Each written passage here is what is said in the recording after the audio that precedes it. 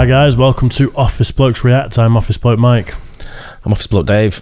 Collectively, we're two of the Office Blokes. Yeah. It is true. Don't worry, Mike will be back. I know last time he... That's not what I signed up for. Ah, right. Worry, Mike won't be back. He's done. He's done. The dementia got the best of him.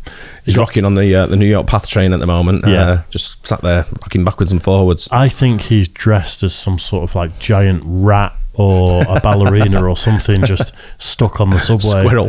Yeah, just a massive squirrel just legging it round. Yeah, just doing his performance art on the subway. It's just completely gone feral.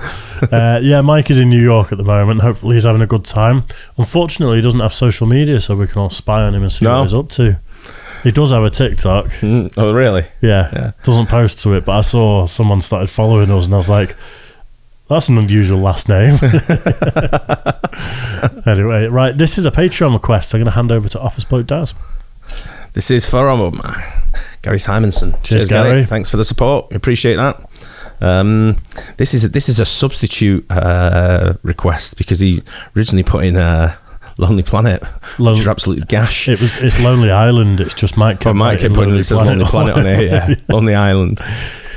Funnily enough, one of my mates from years back posted Jizz in My Pants by Lonely Planet on Facebook the other day and just said, I forgot about this absolute gem. What? And I looked at it and I was like, no. It was dog shit. Yeah, it was proper. Anyway, he's changed it. He's subbed this one into a Seattle DJ who introduced Nirvana to the world. Fair enough. I mean, Gary did send us a lot of Nirvana requests when he first signed up as well. Yeah. I like a bit of Nirvana, not crazy about them. Yeah. You know, I was always into heavier stuff, but I appreciate sort of what they did and, you know, the talent. I mean, Dave Grohl. Yeah. I know I'm not even a Foo Fighters fan, but to go from the drummer of Nirvana to being as big as he is in the Foo Fighters, he's a talented guy, isn't he? Very, very much so, yeah. I was never a Nirvana listener. No. If it was on, I'd listen to it, but I wouldn't go out and try and find it, let's say. The first song I ever played live was Smells Like Teen Spirit. Where did you play that live in the living room? Yeah, from my mum. It was a school talent show when I was about 14. Obviously went down about as well as you think. Anyway, let's get into it. The Seattle DJ who introduced Nirvana to the world. Let's do this. The popular music at that time was a lot of hair metal. Guns N' Roses, Poison. So when Seattle started gaining attention, it was the death of that music. Hello, can you hear me? Can you hear me? I need all of your attention right now. Turn up your radios. We're talking about Pearl Jam, Soundgarden, Nirvana, Screaming Trees, Alice in Chains, Mudhoney. Nobody was playing the local bands. And now, more of Seattle's cutting edge of rock. Back in the day, I was somewhat infamous for leaking records. Breaking the law! Breaking the law! There was a certain element of just not giving a that makes your show good. Hello. My name is Marco Collins, and I worked at a radio station that allowed me to break artists like Beck and Garbage and Nirvana and Pearl Jam. And I was there in the 90s. That tune in the background's by Bad Religion, though. Oh, yeah. It's not by any of those bands. Probably introduced them as well, right? Seems I don't know. Running off a laundry list there, isn't he? I don't know if they're from. I don't know where they're from, actually. Grunge Just being a explosion. smart ass. Oh, shit, yeah. Ben, you can't say shit on the radio. The grunge term is still hard for me to say. In Seattle, we call it the G word. I think grunge is something that somebody made up to market a sound out of Seattle. But it's a term that's definitely gone down in history. 107.7 The End, music there from Pavement. 107.7 The End was a radio station that started in 1991. The End will stand for the end of radio as you've known it in Seattle. Before I got to Seattle, 107.7 wasn't called The End, and they were playing Michael Bolton, Celine Dion, easy listening. So we couldn't wait to flip the switch. I played artists that I felt needed to be heard by the world. To me, the important thing was that we were A, supporting the local scene, and finding artists to play and blow up, no matter what the record deal was, no matter how much money they had behind them. kind of forgot what this is about. What is it? Oh, Nirvana, right? Yeah, so I guess it's more about the DJ that broke Nirvana, and then maybe like people weren't playing bands like Blur, and it's mad to think that Gwen Stefani was such a big part of a subculture, because you kind of know her over here as being like No Doubt, which I think were kind of a grunge band when they started, but they're just kind of she was so much in the mainstream, wasn't she, Gwen Stefani at one point? Yeah, I totally forgot what we were watching. If the song was good, we played it. 107.7, The End. Hey, this is Eddie from the band. What's my band? Soundgarden. Oh no, Nirvana. I'm sorry. Pearl Jam. And you're listening to Marco Collins, the first person ever to play My Little Voice on the radio. The bands that we started playing on The End were not household names yet. The mainstream world did not know who Nirvana and Mudhoney were. They didn't know who Soundgarden was. Jane's Addiction, The Pixies, Nine Inch Nails, all of these bands weren't huge bands at that time. How I found a lot of these artists is just scouring record stores. So I'd spend hundreds of dollars a week just to find that next thing. World premiere.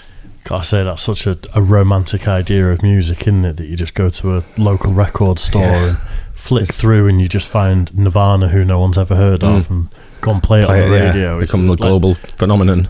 No one will ever know what that feels like again. Yeah. You know, it'll be like a Spotify playlist that some band paid to be on. So, yeah. That's, to me, that seems really cool. To be in record stores like that. Releases, fresh album cuts, exclusive imports. It's the world famous 7:30 Spotlight with Marco Collins on 107.7. And I've always had the ability and the knack to hear a hit. When I first heard Smells Like Teen Spirit, I was shocked. It was produced big, but it still had that sort of anarchistic energy. And when I played Smells Like Teen Spirit for the first time on the radio, people freaked out. Cool. Yes. Yeah, I really love Nirvana. Yeah, cool. My favorite group. Okay, bye. I remember playing it twice in a row because the phone lines were lit up and people were calling. There was a feeling when you heard Smells Like Teen Spirit for the first time that things are changing. Hi, I'm Dave. And I'm Chris. And we're from Nirvana. And you're listening to Seattle's cutting edge of rock. Sharper than a diamond. Whatever. 107.7, The End. Nirvana had #1 singles on pop charts, like beat out Michael Jackson for the #1 album. And they're nothing but a punk rock band with some pop hooks. Fuck, that's awesome. The sub pop sound. Oh, the sub pop sound. Grunge. Seattle. Seattle was definitely on the map in a way that it had never been before. Once Nirvana blew up, once Pearl Jam blew up, our ratings started blowing up because we were embracing these bands. We were embracing the culture. Once we became the #1 alternative station in the country, we were really influential with the rest of the country. And that was amazing. 7:30 Spotlight tonight, as promised in the studio with me, is Beck Hansen, better known just as Beck. One of the artists I'm most proud about is Beck. We were the first commercial station in the country to play Beck's Loser.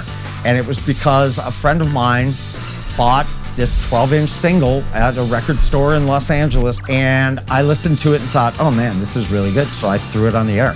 Vinyl. Like, I wasn't playing CDs, we were playing vinyl. Within 2 weeks, it was the #1 requested song, and Beck hadn't even inked a deal yet. It's Beck in the studio with Loser. Anything you want to say about Loser before we go into it? No. Okay, Beck, Loser, right here in the End Zone. It's 107.7 The End. I think... What year did he say this was? I'm guessing we're going over a time span here because Kurt Cobain died in 93, right? Didn't he? I think it was around then. So you look at the modern day influencers on social media. This guy was like the original. Yeah, one of the originals, wasn't he? Definitely for this scene. Yeah, just go out and find a record and play it, and everyone's going mad. Yeah, makes you the biggest band in the USA, or in the world overnight, thing. It's mad, isn't it? It's like the whole grunge scene it predated me. So like when I was starting to get into metal, loads of people listening to Nirvana and stuff, but he was long dead. Kurt Cobain when I started getting into that sort of music. I forgot how much of a tune Loser by Beck is as well. I listen to it a lot. It's on my playlist. Yeah, proper so it pops up quite regular. What set me apart from other DJs at that time is my inability to be professional. I just did me. 107.7, we are the end, and that is the wrong CD player. Back in the day, I was somewhat infamous for leaking records. Breaking the law! Breaking the law! Breaking the law! We got a lot of legal notices from lawyers, cease and desist orders. I believe what we're doing is probably illegal anyway. So I had already leaked Pearl Jam's second record, but In Utero from Nirvana was a whole different story. Everybody was anticipating that record, and we had the exclusive, and we played the mixes. And I remember Courtney called and was like, "Marco, Kurt's mad at you." And I could hear Kurt in the background going, "I'm not mad, just tell him to tell people these aren't the final mixes." That's 107.7 The And End. Courtney's bitching. And I'm on the phone with Courtney Love, who's got a couple of bones to pick. No, my bones are fine. I'm happy. The end. I always wanted... She hadn't shot him at that point, had she? Allegedly. Yeah. Be a radio DJ. Music for me was an escape. For me, I was gay and couldn't really face it, and I got bullied severely in school. I never came out on the radio in the 90s. It was scary, man. It was a very male, rock-driven culture. It took somebody like Kurt Cobain to include lyrics in his songs like "Everyone is gay," and I felt like I was accepted by that crowd because I was gay. I was a misfit like them. I started at the end when I was 26 years old, and I was partying, I was drinking, I was doing drugs. In order for me to do my radio show, I had to be in bed by noon, get up at 6, I still get 6 hours of sleep. I'm on the air at 7, I'd be on from 7 to 11, and I'd start it all over again. Not the healthiest way to live your life. It was a lot of fun until it wasn't. And ironically, I went to the same rehab Kurt Cobain did. I didn't jump over the fence, though, to leave. I stayed the entire time. At this point, I've been to rehab 7 times, and the last 25 years of my life have been a real struggle. I've been sober now for almost 4 years, but at this point, I'm just rebuilding. Hi, I'm Kurt Loder with an MTV News special report on a very sad day. Kurt Cobain, the leader of one of rock's most gifted and promising bands, Nirvana, is dead. Well, it's just sad, really. Kids are very upset right now. We've had people calling us on the air who are crying. I spoke at the public memorial, and it was one of the most intense things I've ever done. Everybody getting together here is a very important thing to let a lot of stuff go. There's a fountain in Seattle Center where we had this memorial, and Nirvana music was playing out of the fountain. And after the memorial, all the kids that were there climbed into the fountain and climbed onto this monstrosity. And it was just beautiful chaos. Some people felt that Kurt Cobain's death was the death of grunge, and maybe in a way it was. One of the premier songwriters of the decade is gone. Marco Collins, music director from Seattle's The End. I'm very proud of what we did in the 90s with The End. I had no idea that what we were creating at The End would be, heralded with such respect. We were just trying to do good radio, have fun on the air, play bands that we loved, help bands' careers. We had no idea that we were helping usher in an entire revolution of music. Didn't feel like that. I'm grateful that I got that opportunity and that I worked for a station that gave me enough power to be creative. That doesn't happen all the time. And it happened then, and it was perfect. I remember Johnny Rotten coming into the radio station. I couldn't wait to meet him. I walk out and go to shake his hand, and he looks down at my hand, turns away, and just walks away from me. Doesn't shake my hand, doesn't say hello at all. And I was like, that is so punk rock. That is so Johnny Rotten. Cool. Then he went on to sell butter. That's pretty cool, that though. Massive achievement for him. It's not what I thought it was going to be, that video, and I actually really enjoyed it. I like stuff like that. Yeah, I lost it at the start. I forgot what we were watching because he sort of like was going off everywhere, wasn't he? Yeah. But it's a massive achievement. Like I say, it's like the original influencer. Yeah, just by playing the songs on the radio. Yeah, it's mad. I remember watching I feel like it was a documentary on Nirvana years ago, and they had a tape that was the music Kurt Cobain was gonna start playing, and apparently he was getting into this weird electronic music where he was just sat making noises, and the conspiracy they were trying to allude to was that he was killed at his peak before he ruined his legacy by releasing dreadful music. Yeah. But it's one of them that's it's a proper stretch. Like with all these sort of conspiracies, you kind of listen to it and go, he was also a severely depressed drug addict as well. So it's not uncommon that people like that may not be for this world. But definitely an interesting one. Yeah, it's like I say, interesting watch. Quite enjoyed that. Yeah, fair play. Cheers for that, Gary. Cheers, Gary. Hope you guys enjoyed it. Don't forget to like and subscribe. Hit the bell. We'll catch you on the next one. Cheers.